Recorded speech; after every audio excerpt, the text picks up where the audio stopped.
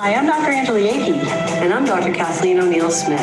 Welcome back to the FIRRIMup Good Medicine docu-series. We are so glad you joined us. We want to provide you with credible health resources, guide you in your treatment options, and fire you up to take control of your health.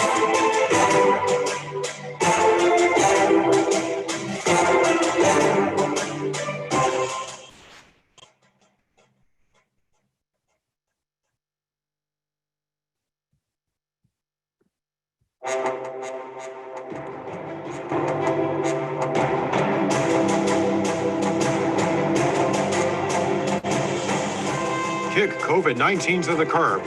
The go-to guide for fortifying your immune system and winning this germ war. By Drs. Angela Yakey and Kathleen O'Neill-Smith, also known as the Fireamupdoctors. Their combined academic genius, clinical experience, and mothering expertise come together in a book that should be in everyone's home. It provides much-needed strategies to reduce fear around the pandemic and gives self-help guidance to improve immunity and resilience, which will no doubt save lives. This book is a masterpiece resource. Ellie Campbell, DO, MS, Board of Directors at the International College of Integrative Medicine.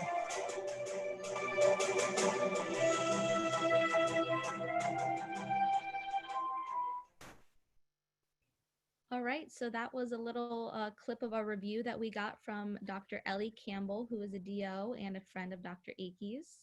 Once again, on your left, this is an image of the front cover of our go-to guidebook, which you can purchase by going to fireamupdoctors.com. And one quick thing, we are no longer going to be using the nfimgmb@gmail.com email. Instead, we will ask that you will email all your questions to fireamupdoctors@gmail.com. And with that being said, I would now like to go ahead and introduce your FireAmup doctors, Dr. Angela Yakey and Dr. Kathleen O'Neill-Smith.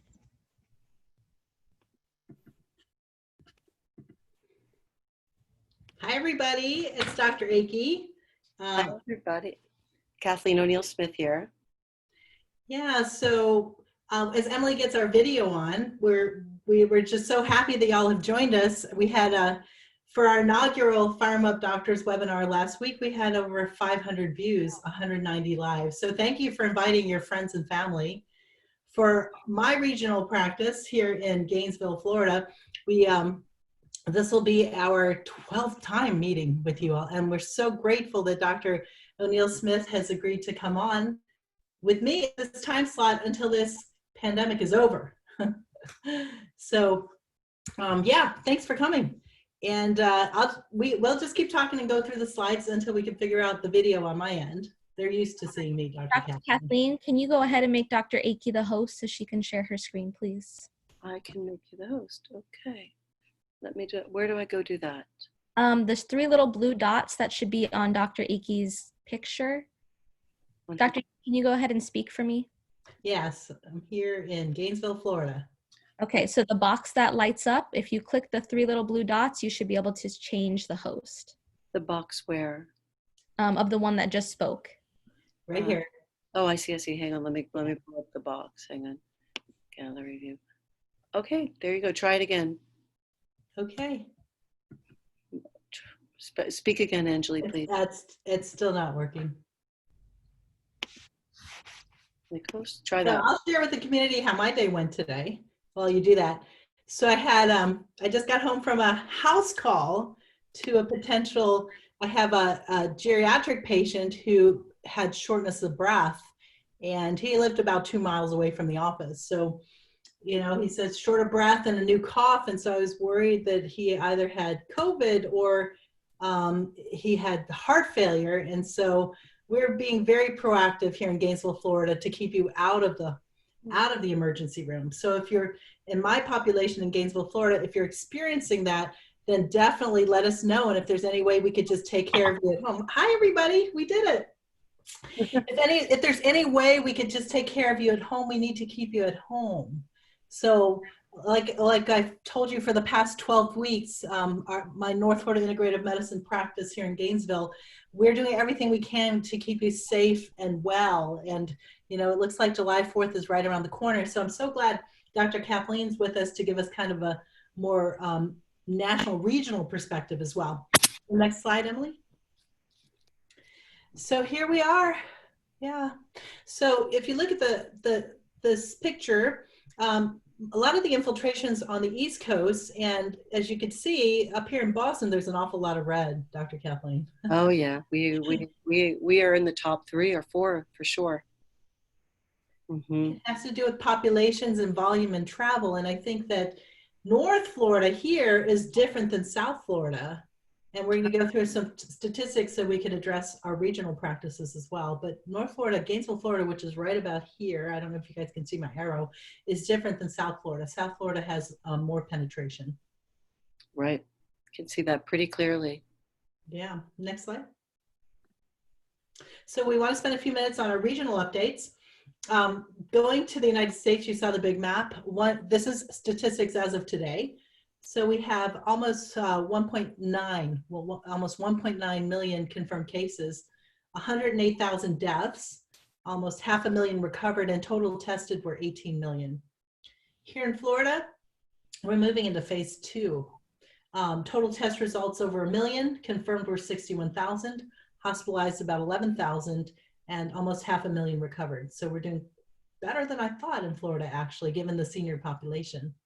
Here in our county in North Central Florida, Alachua County, 392 confirmed, 8 deaths. So we're like day 83 into this.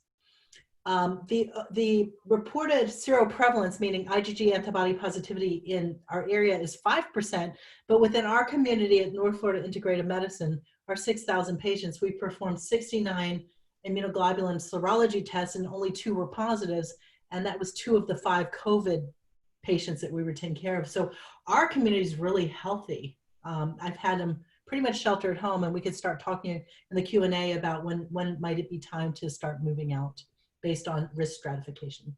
So that's the Alachua County report. How's Suffolk County in Boston? Suffolk County is just one part of Massachusetts. In general, it's a small little county, which is probably the most dense number of people per square foot.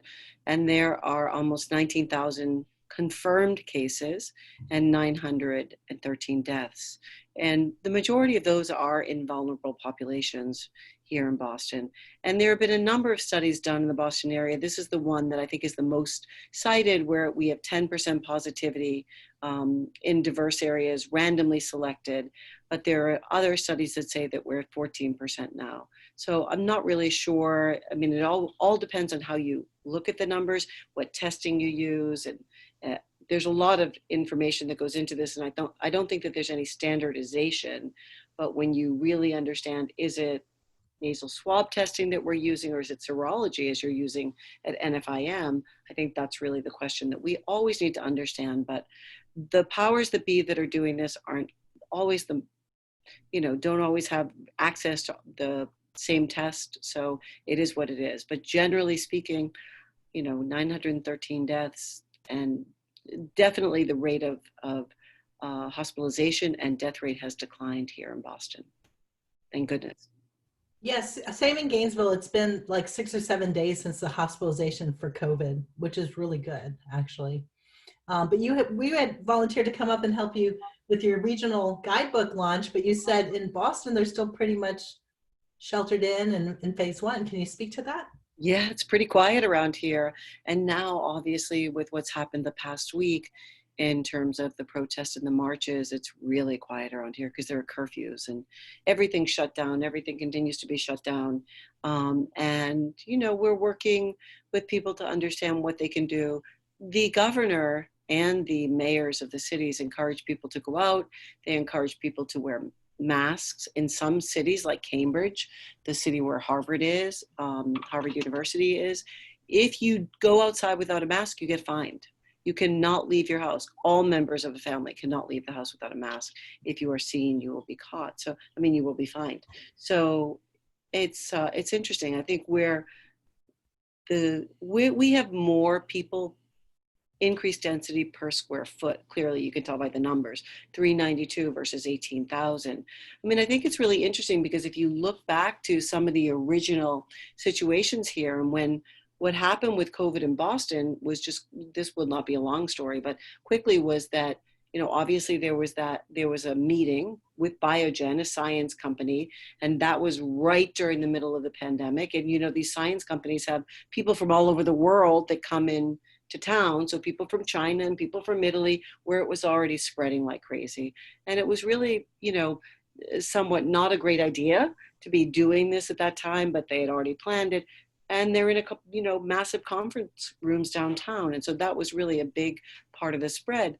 But the community spread in Massachusetts started out west at a basketball game, indoor athletic event, where, you know, people had no known exposure. Small 1,700 people live in the town, not a big town, so a smaller town like Gainesville. And 3 people contracted via community spread COVID, and then subsequently transmitted it silently into nursing homes, etc. So there were on 2 edges of Massachusetts, within the city and outside, in, you know, not even in the burbs, but way beyond the burbs, Western Massachusetts. There were 2 early spreads in the beginning of March, late February. From the indoor athletic game. Yeah, the indoor basketball game, high school. It wasn't even a big game. It wasn't like the soccer game in Italy, you know. So there were a bunch of asymptomatic carriers that spread it to the entire area. Correct. Yeah, they were not able to trace it. So they were not able to trace that. And the concern, obviously, you know, which is why we want to be here doing this with you all, is because I assure you we care about your well-being. It's our #1 priority. And we also want to be looking at the science and understanding retrospectively, going backwards, and then also in the current moment and anticipating going ahead, how do we take the medical research that's out there and how do we use that medical research? And what we've seen to date, you and I, Dr. Akey, and we talk about this regularly with the help of our interns, is, you know, the importance of a healthy and strong immune system. And that's what we do in our practice, right? We basically really measure every biomarker we can measure. We talk to our patients about their immune systems, not in those direct forms previously, but that's what we were thinking. And we were really helping them to fortify them to the best of their ability. But now they will hopefully come more on board because they understand that this has been coming from our heart all along. And there is a reason to be engaged, ask questions, and improve their knowledge base, because knowledge will give them the power to be well, to take charge of their health. Yeah, so we're trying to impart understanding. So to understand more, to fear less. And I think that when you have a sense of control because you understand, and we're trying to be your trusted source for answers, and you feel like you have a little bit of control, even though the pandemic has spread, it doesn't have to take over your life. You can actually come out of this pandemic healthier on the back end. Correct. Really, really important. And these numbers are interesting. Every community at some point has to get to herd immunity, right? And so one of the questions I had on I don't know where we were. I don't. You and I are just talking everywhere. But one of the questions that somebody, because we want to educate, right? One of the questions somebody said was, why don't animals get? This was with us. We did this together. Why don't animals get COVID?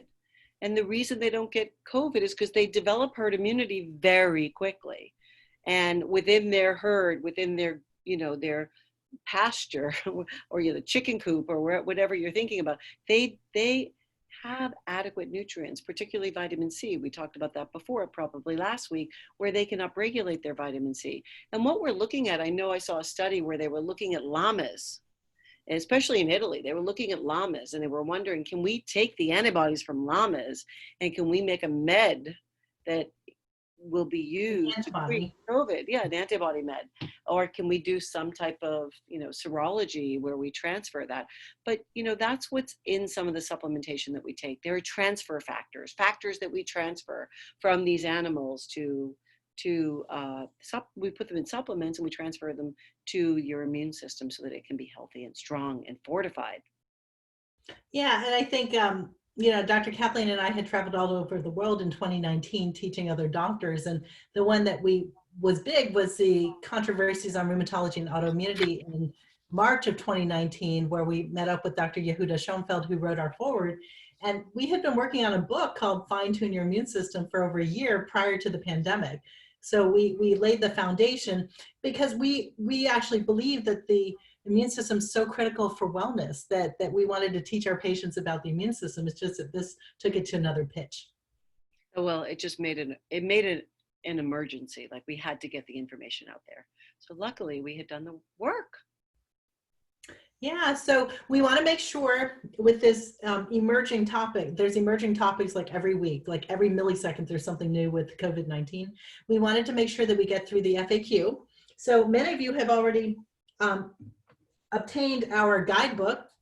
And so with our guidebook, if you have it, you know that there's 8 FAQs in there, and we had committed to keeping this document a living document. So last week we talked about FAQ number 9. And today we're going to talk about FAQ number 10. So FAQ number 10 has to do with the hormone, the hormone called vitamin D. Now, many of y'all know I wrote this book called Fine Tune Your Hormone Symphony back in 2011. And we made, there's strings, wind, percussion, and brass.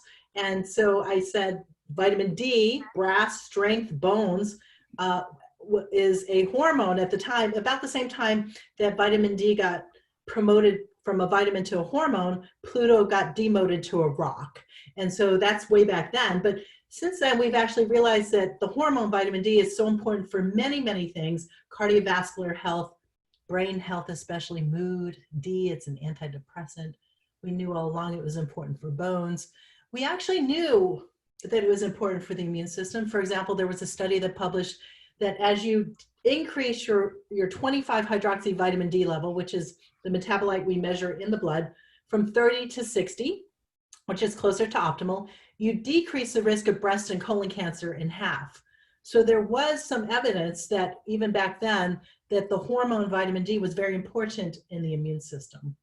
And so what we decided to do for FAQ number 10 was to pull a recent paper from Northwestern University on how the hormone vitamin D, the possible role of vitamin D in suppressing cytokine storm and associated mortality in COVID-19 patients.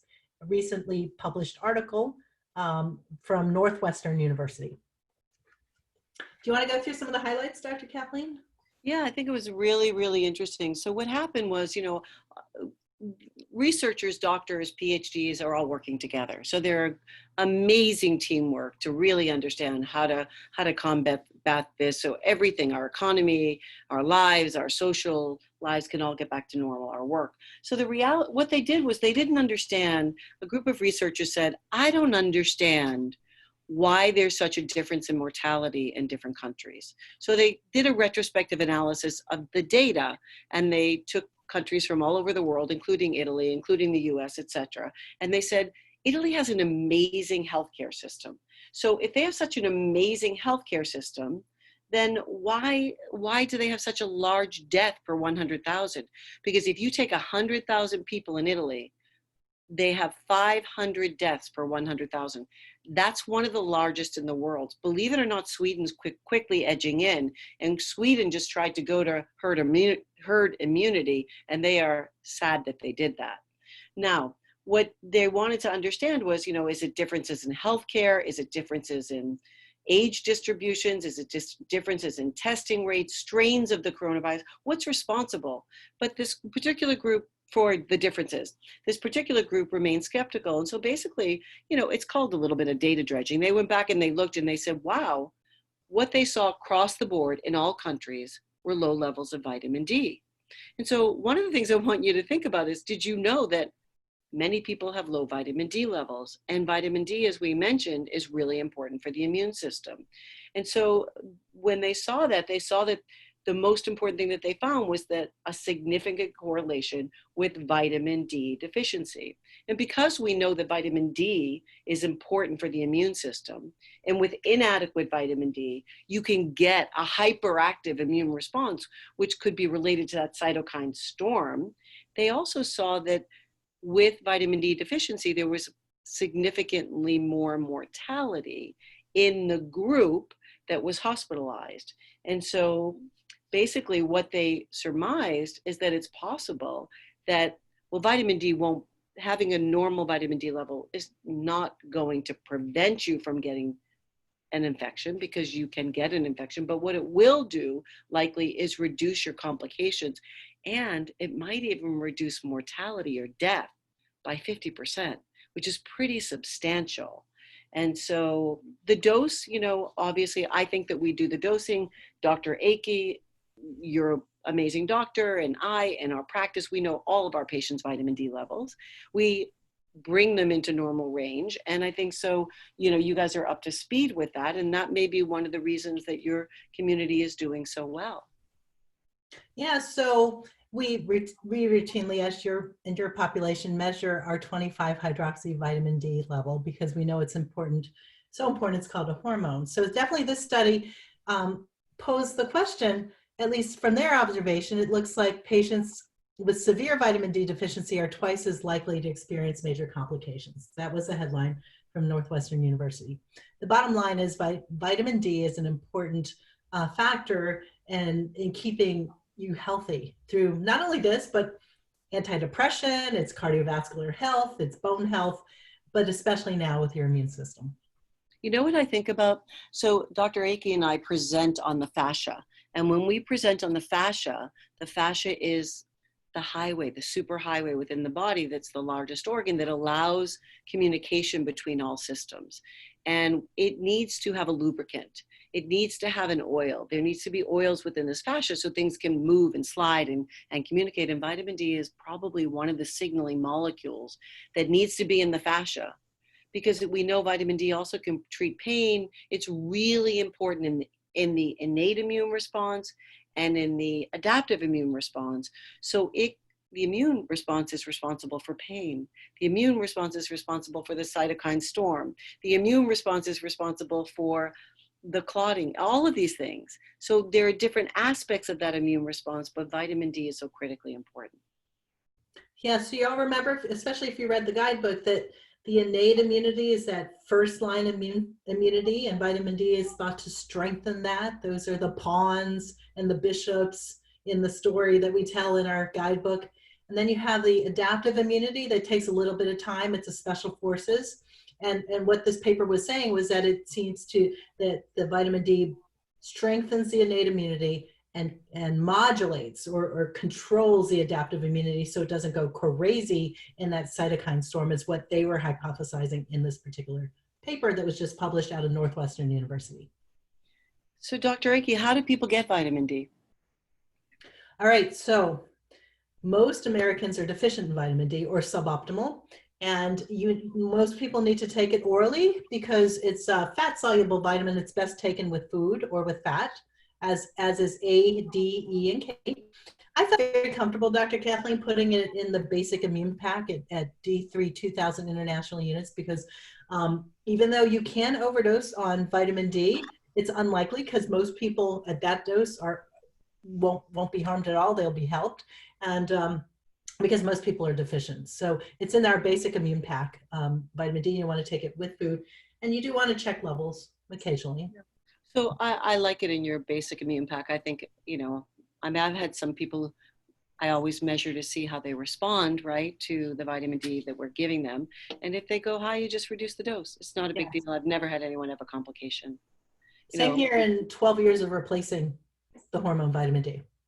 And then you want to activate it in sunshine, right? So you want to hide your face and your décolletage so you don't get premature aging, but expose your arms and your legs for 20 minutes at non-peak sunshine to activate. No problem in Florida. Will that be enough so that you don't have to supplement? No, you want to supplement as well. At least it's even in Florida. Yeah, so you've measured people who are in Florida, who are in the sun, who have exposure, and they still have some deficiency. Most people are deficient, especially the pre-diabetics and diabetics. And then there's genes that determine how well you're able to absorb vitamin D orally anyway. So there's a variation on what your body needs to actually absorb to get to optimal levels. Yeah, because what happens is that your genomics, the genes you inherited from your parents, that you can't change, but you can upregulate you can change the way they function. You can't change the gene. So it's like having a deck of cards. You can say, I'm going to play this deck of cards to win. I'm going to play COVID-19 to win, to never get it by adding vitamin D, right? But you can't change it. COVID-19 is here. It's here to stay. You can change it to win, right? So the reality is that the genes, it's a complicated way. It's not complicated to measure them, but they cost money, et cetera. But there are vitamin D receptor genes and many TAC1 genes and many genes that we could look at. The reality is in the end, you have to measure it. And you have to do the right measurement. You have to do the vitamin D3 measurement, and you have to see what the number looks like. And what are the numbers that you look for, Dr. Akey? Oh, well, people with immune problems generally find their way to our practice. So I liked an optimal level, like around 70, 80, definitely higher than 60. I have not, in 12 years of aggressively managing vitamin D, ever overdosed anybody, but the danger, if you were to overdose somebody, well, because it's fat soluble, you can have some liver abnormality, but I've never seen that ever. So most of my patients actually are on 5,000 international units per day. For me, I have that receptor where I don't absorb it personally. So when I first checked my 25 hydroxy vitamin D level, it was 13 about 10 years ago. And it took me 10,000 international units a day for about 2-3 years to even get it above 30. So it's really hard for me to maintain my levels. So between sun and high dose, and now I take 5,000 IUs per day. I can maintain it pretty high, but it's hard for me to get to optimal. So it's genomic variations. Are there things in the diet that you would suggest people do? Well, for vitamin D, sunshine, I don't know. What do you recommend in your diet for vitamin D? Fatty fish. So yeah, I mean, fatty fish is a really good source. So if you think of it historically, people used to take cod liver oil, and cod liver oil would have omegas and vitamin D and vitamin A. Because sometimes if you have a patient who's not absorbing vitamin D, it could be that they have a vitamin A deficiency because vitamin A and vitamin D work together. But I think probably fatty fish are the number one things. What's your thought on fortified products like dairy products and cereals? Yeah, I don't think you could get quite what we're trying to get you to optimal levels just by eating fortified. So I'm going to go on a limb, and I hope you guys will forgive me for going on a limb, because a lot of conventional docs won't like me for this, but I don't think you can we are living beings. We are alive. All of our cells are alive. And I'm going to tell you that we've been pushing milk for a long time, probably since the 50s or 60s. And then if we've been pushing milk, and I have patients who drink 8 glasses a day before they come see me, and I check their vitamin D level, it's low, you can't fortify something and think it's going to become part of a living being. You can't take cereal and kill the wheat and kill the substance of it and give somebody what I call a product that isn't alive. It has to come from a living product, a plant, a vegetable, a fruit, a nut, a seed, a fish, an animal. It has got to come from something that's living in order to get into us to become part of our living being.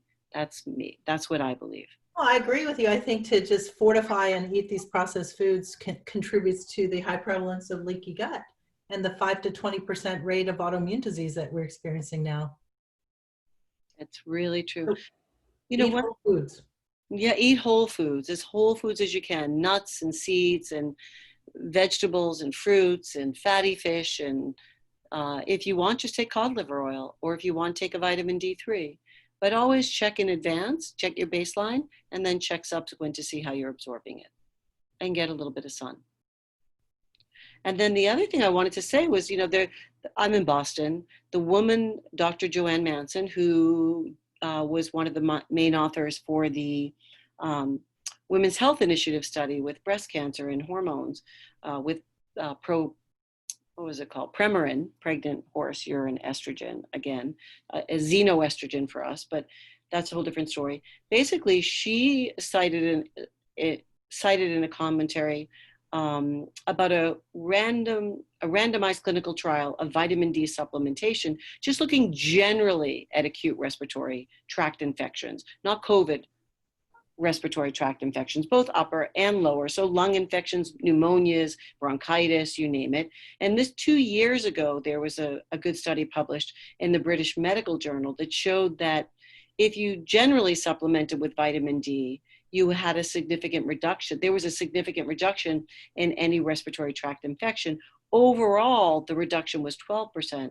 But in people who had a baseline profound vitamin D deficiency, there was a 70% lower risk of respiratory infection with vitamin D supplementation.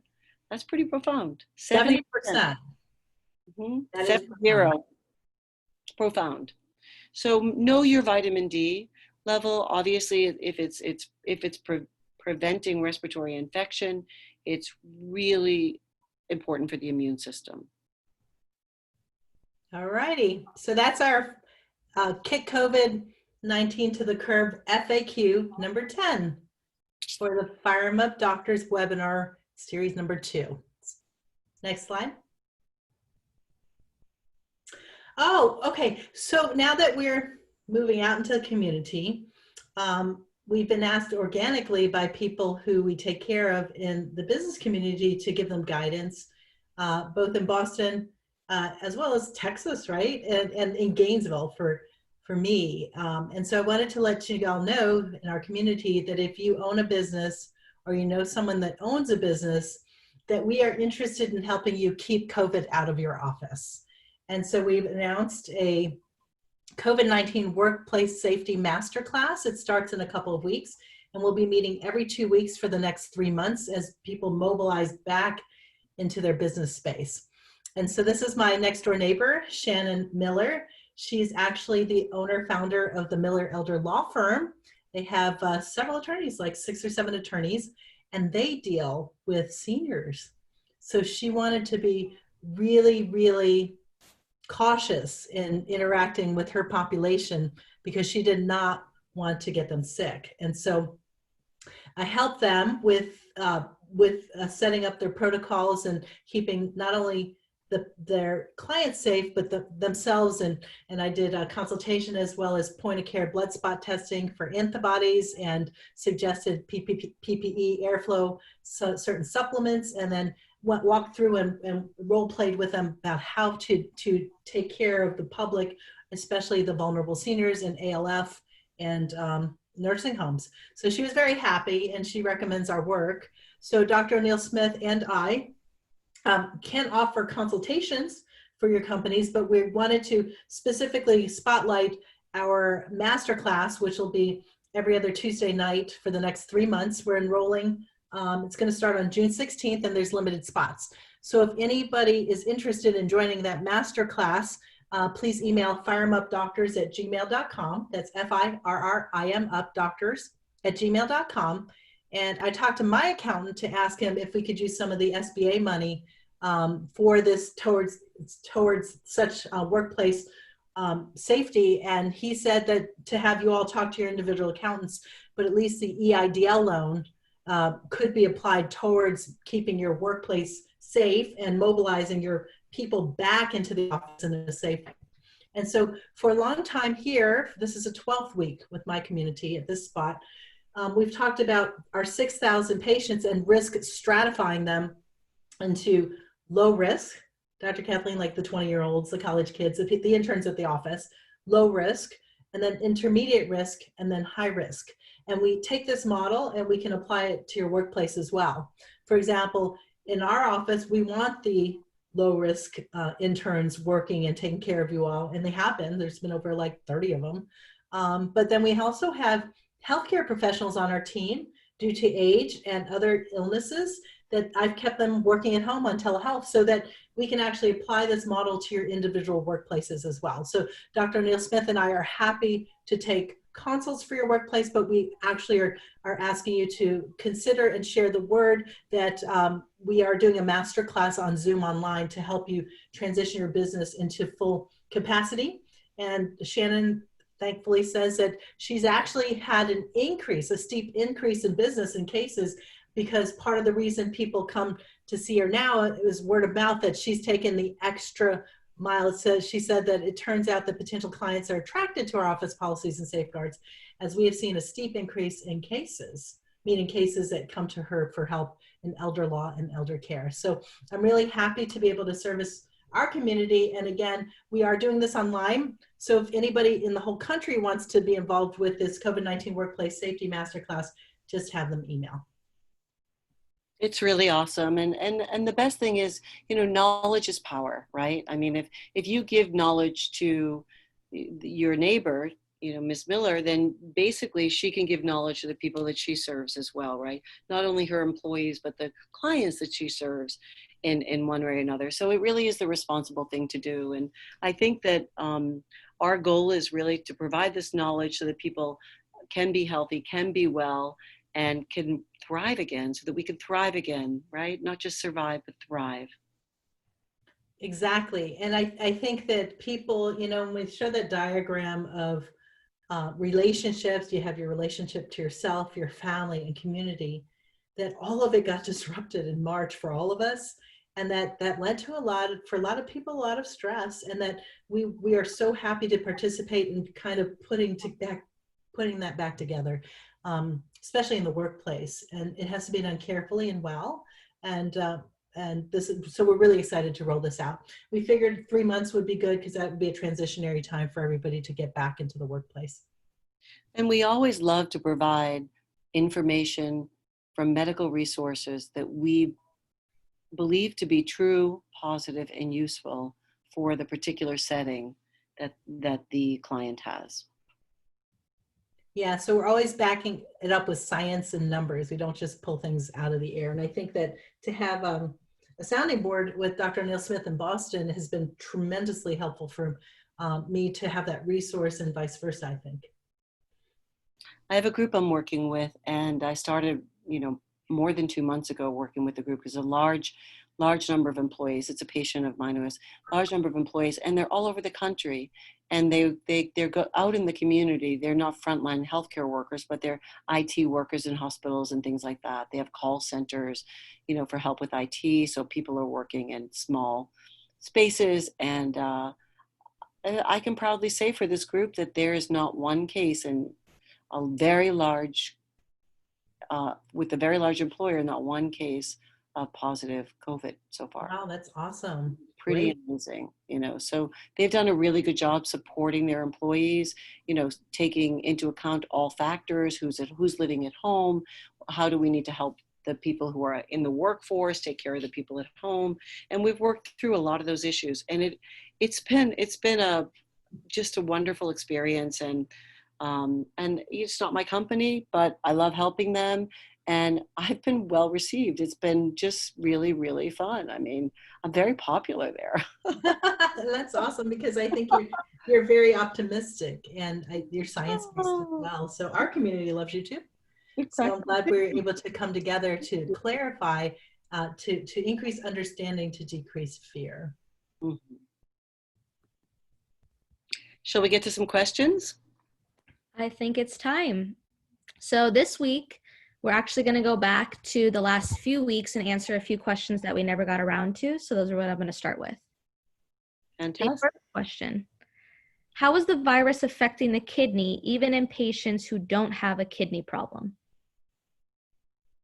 Well, it turns out that there was a paper that the virus actually attacks the kidney tubules, the structure of the kidneys. So initially, when people were having kidney failure, it was thought that, it's sepsis, meaning it's widespread hemodynamic or blood pressure problems due to the actual infection, low blood flow to the kidneys, acute kidney injury. But there was a paper that said it can actually, just like we said, it can attack the lung cells itself and the gastrointestinal tract cells, it can actually attack kidney tubules. So the other thing to think about is, let's go back to, that's 5 feet. Let's go to 5,000 feet again, and just think, my son, who's home, working from home, living with me now from the West Coast, said to me this week, "Hey, Mom, did you realize that COVID's an endothelial disease?" What's an endothelium? So the reality is that COVID is it travels through the blood vessel, which again has, paths all the way through the body. If you were going to travel throughout the United States, you would go on, I don't know, the Mass Pike or I-90 or whatever that route is. So the reality is there are blood vessels that go through every part of the body, the kidney, the lungs. So the blood vessels get inflamed in different areas depending upon a lot of factors. But one factor that you know of is the ACE receptor. So there are also ACE receptors in the kidney. So from a 5,000 point view, you've got vascular blood vessels that flow. They're the superhighways throughout the body to deliver nutrients and take away waste. And as we've got this flow through the blood vessels, we've also got these ACE receptors that are prevalent in the kidney, because the kidney is involved in high blood pressure or blood pressure regulation. And so that's another reason that it can affect there. The other two things I think that are important for that question is nitric oxide, so NO, and I know that Dr. Akey loves some supplementation around nitric oxide. There's one called endocalyx. There's a bunch of them, and you can speak with her if you have specific questions. That's one situation that could help the kidneys and the heart and any blood vessel and any organ. And then the other thing that makes sense with respect to this is that when we think of strep pneumonia, streptococcus, strep throat, or other bugs, we know that strep, for example, can affect the kidneys. There can be, as Dr. Akey just explained from the 5-foot view, there can be inflammation and kidney disease, glomerulonephritis it's called, as she described, with strep, with many infections. And it really just it manifests in the location of where your biggest susceptibility lies as an individual typically. So just flush your kidneys, check your kidney levels at baseline with your doctor, and then be sure that you're filtering water and fluid very well, and you'll be okay. All right, next question. The most recent remdesivir study is being hailed as significant or promising. Which can it really be if there was no control or placebo group to compare it with? I think that's an astute point. Someone's very smart. So I think right now, in terms of at least looking at the promising nature of something in terms of reducing symptoms, the duration of symptoms, the severity of symptoms, pardon me, that's a printer in the background, and all of those things, I think that that's where it's promising. But I think we have to stay tuned to all of these studies, because the nature of the quickness and the alacrity, the speed at which we've had to do these studies or these, sample trials has clouded the way we see them. We have not gone through the typical DBRCT, double-blind randomized placebo-controlled. So we have to stay tuned, because we don't know what the after effects could be. But I think it's promising at this point from the remdesivir seems to be the most promising to date, but I'm not going to say more beyond that. Do you have any thoughts on that, Dr. Akey? No, I agree. I think remdesivir was repurposed from Ebola virus, right? So, and so far, I think it's promising. I think at our hospital, they're using it if you're in the ICU.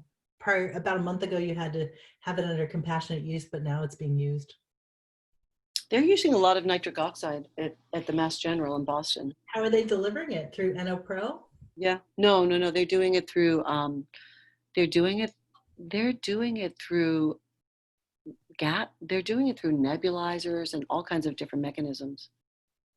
Yeah, so nitric oxide, as she was saying, was actually as a gas, it dilates the small vessels. And this virus is somewhat unique in that it causes clotting problems, but it also causes vascular problems. And so we've routinely used nitric oxide in our practice through a product called NO-Pro, and then also endocalyx. So we classically use it in our practice if you have, for example, erectile dysfunction. It works really, really well by increasing blood flow to small vessels. Also, the other population are athletes. It increases blood flow. So in this situation, if you have lung disease and you do a immune consult with me individually, I actually bring it up. The way you get nitric oxide naturally is you can eat beets. It's hard to have a lot of beets, but I say that you need enough beets to actually make your stools look really red. So don't be concerned that you're bleeding out, because you're not. But I think that nitric oxide, I agree, is really important. Anything else on nitric oxide, Dr. Kathleen? No.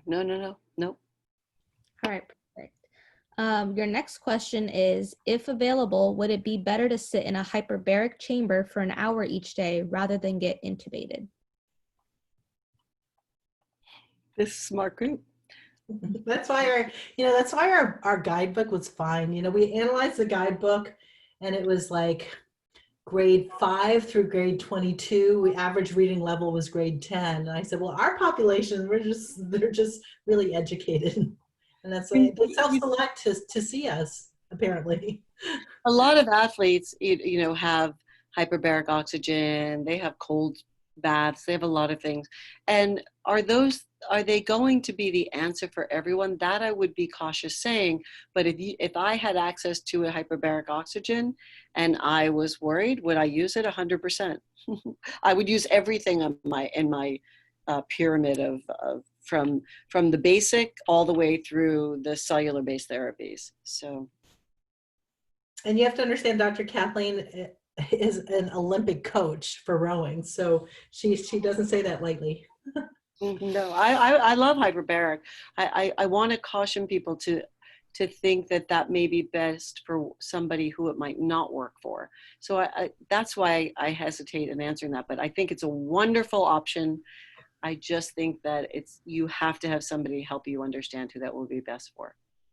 The other thing is it's hard to find hyperbaric in this area, except if you have chronic wound care and you're a Medicare, you can get it from the hospital. But I had a relative had a head injury, so I begged, can we please get him some hyperbaric oxygen? It just wasn't going to happen.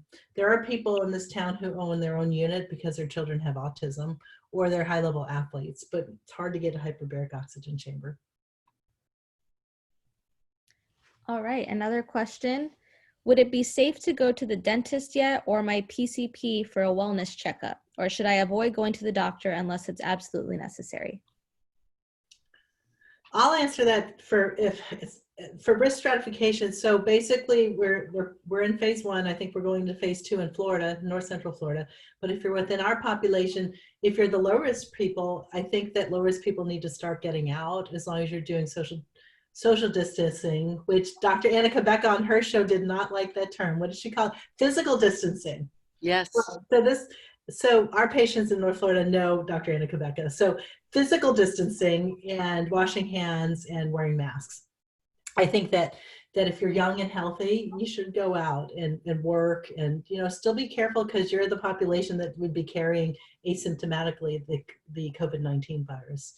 Intermediate, that's an individual discussion. We, part of the reason I think our seroprevalence is only 2 out of all of our patients and a total of 5 COVID out of 6,000 is because y'all have been so attentive and really proactive with your health.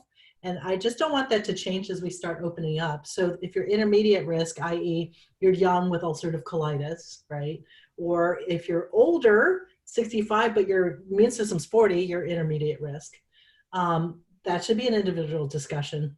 For our high-risk people over 65 with comorbid diseases like hypertension, coronary disease, lung disease, renal disease, etc., I still want you all to be sheltered in. Do you have any perspective on that, Dr. Kathleen? Well, I think it's interesting. I mean, I agree what you say on wellness checks. I think doctors can do wellness checks over the phone. What I would tell you is to limit your time. Mm-hmm. So if you have to go sit in a waiting room, it's not a great idea. If you are going to be with a doctor for an hour, it's not necessary. If you're going to get in there and you're going to be brought right in and you're going to be in a private room and you're going to be with the doctor for 15, 20 minutes for that, I don't think it's a problem as long as you're wearing masks and you're washing your hands. If you're sick or coughing, obviously don't go. But I think if you go in and out, it's a 30-minute visit, then you're good. I don't think there's any issue as long as everybody's wearing masks and there's, sanitary cleanup going on. In terms of a dentist, I mean, I know that I know a lot of dentists and they're back at work. It's a little concerning to me. It's not a place I would go if I didn't have an emergency. I would only go to the dentist for an emergency. And I just think that obviously we're opening our mouths, our nose, our mouth. There's no way for you to be completely protected. And I don't know. It's just not my thing right yet. Unless you had a big abscess and infection and you needed to take care of it. If you have an emergency, of course, you don't die from another cause, right? Definitely. So definitely go. So can I just address my patients? Basically, in Norfolk Integrative Medicine, we've maximized safety for you all who come to the office. We have like 20 air filters. We have protocols where we're wiping down on the hour minimally, and we're screening at the door. So primarily, if you do get sick, it's still telehealth with sick meaning fever, respiratory infections, or like I said at the beginning of this webinar that I actually did a house call on a senior. I wasn't sure he had a new cough and shortness of breath, and I just didn't want him to have to come in. So I think that you be reassured that if you're coming to the office, we're going to make sure that you're safe. I've requested that if you're over 65 with comorbid diseases that you not come in the office yet, but there have been people who want to come in, so we have them come in first thing in the morning or first thing in the afternoon.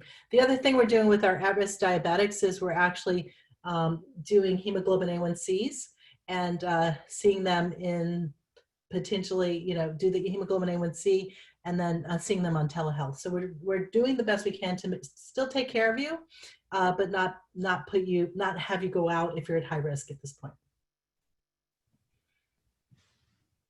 All right.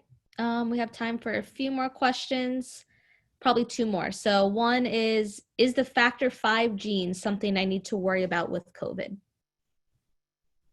So basically, if you have factor V Leiden or other hypercoagulable state genes like protein C or protein S or antithrombin 3 or any of those, if we've told you you're at clotting risk, if you were to have the COVID, it's already a clotting issue. So we would manage you slightly more aggressively in terms of making sure that you don't, you might even be put on an anticoagulant.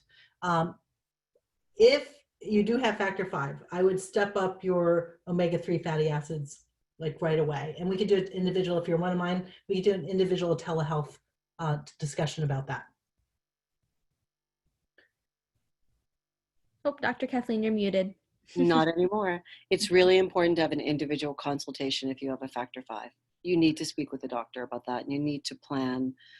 You definitely should take omega-3, but you have to have a plan in place in case you get sick. Can I jump? I see some of the chat talks about vitamin D and cod liver oil. There's several questions. So there's questions, is it best to take whole foods? Would it be best to take cod liver oil instead of vitamin D? The trouble with trying to get your high level vitamin D in cod liver oil is that you can actually have too much vitamin A if you try to get it all in your cod liver oil. For example, 5 cc's or a teaspoon of cod liver oil only has 400 international units. So that would be a lot of cod liver oil, and then you'd have to watch vitamin A. But measure your level, you know what I mean? So get a baseline, take cod liver oil, and then you could do it 1 month later, you could do it 3 months later, whatever your insurance will allow in terms of measuring and testing.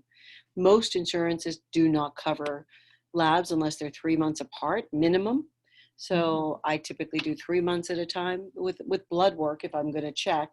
But if someone wants to pay cash, it's not expensive. You can get a vitamin D level as well. So it depends on how you are, but you don't have to measure it. You just get a baseline. You measure it at 1 month. You can measure it for 3 months. Then it's 6 months. Then a year, and then you have a sense. But measure. I always measure. I don't assume anything. I test. Don't guess. So there's a question about the salmon place. I like vitalchoice.com. I know the owner. He's an Alaskan fisher person, and I travel with that salmon from vitalchoice.com. Yeah, that's very good. I know them as well, and they're very, very good. Any other questions, Emily? I have one more for you, and then we'll have to wrap it up for today. So the last one is on blood type and getting COVID. Does it matter what your blood type is, and will the severity be different? Yeah, so I had looked at that because we teach doctors as well, and someone had mentioned that at the last teaching conference that we had with the doctors. And so, yeah, the genome-wide analysis, or GWAS study, on people in Europe who got respiratory failure. So they did some SNP, single nucleotide polypeptide mutation analysis. And so it was out of Oslo, Norway, Dr. Tom Carlson, Spain, Italy, Germany.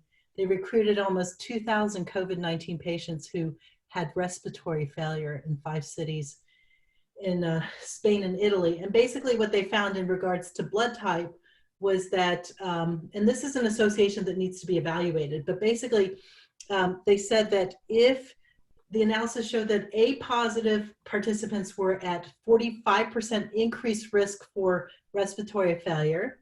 On the other hand, blood group 0 or O were at 35% decreased risk for respiratory failure. So that's just early study. They're trying to analyze that a little further, but there was an association based on what's called a GWAS study. I think what's important to understand, is that everybody's just scratching. Yes. You know, they're dredging, all of the scientists. And that's why it's important to have somebody who understands the data to analyze it for you. And so when we dredge, we find all kinds of associations. The question will be what's meaningful. So we have to determine, you know, what's meaningful, because in the end, the goal is a value-based outcome, right? You cannot change your blood type. So I would say that there's data on that, and there could be a lot of talk, and you can have a conversation with your friends on Zoom about it. But, you know, there's no reason to scare anybody, right? I wouldn't, that's not even something that I would go down that path unless we had done the kind of study that people asked about before, which is with respect to remdesivir. Has there been a double blind, you know, is there some kind of a study where we infect A positive and O negative or whatever blood type you choose? It's the same as the blood typing diet. So I think that there will be ways that there will be information that we find out that has to do with different blood types and this and that and the other thing. But the question is, what is the meaning of it?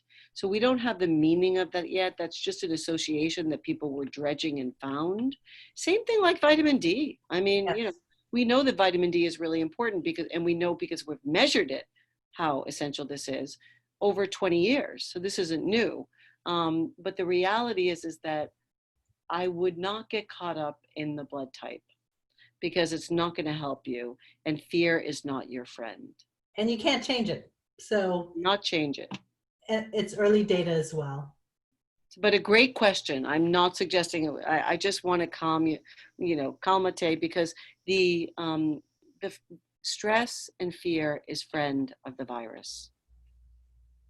So we definitely, of any virus, of any bug, and of anything. So we definitely want to put everything in perspective and focus on the things that we can change, and then be insanely positive and take charge of fortifying our immunity, because there are things that we will never be able to change. Yeah, we wanted to thank you guys for coming because, like I said, we're the FIRRIMup doctors because we want to fire you up to take control of your health, and knowledge will help you take control of your health. So that's it for me and Dr. Kathleen. For now, be safe, be well, and God bless you all. Emily has some parting comments. Thank you, Dr. Kathleen. Thank you all. Have a beautiful weekend. Be safe. Thank you, Dr. Kathleen and Dr. Akey. All right, so to wrap this up, once more, I have a picture of our guidebook with the website you can go to order this, and the price is $29.99. For our June special, if you purchased our guidebook, you can actually get 20% off any of the following supplements. It's going to be ultra potent vitamin C, zinc, PRP spray, and olive defense.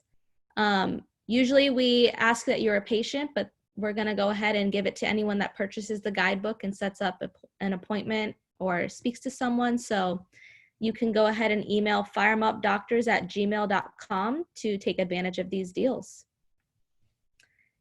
And something new we're going to do today is, if we didn't get to your question, we're actually going to spend some time on Facebook answering questions. So if we didn't answer your question, head on over to Facebook right now and pop your question in the chat. And we're going to spend some time answering those questions that we didn't get to today or last week. And again, I just want to thank you all for joining us, and we will see you next Friday. Take care. We're so glad you joined us today. We hope we've given you the tools to take control of your health.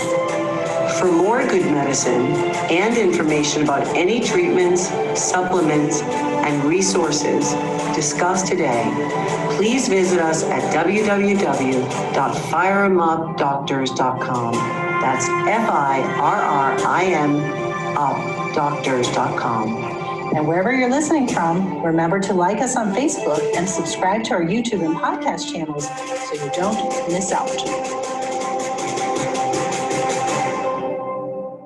The information provided is not a substitute for professional medical advice.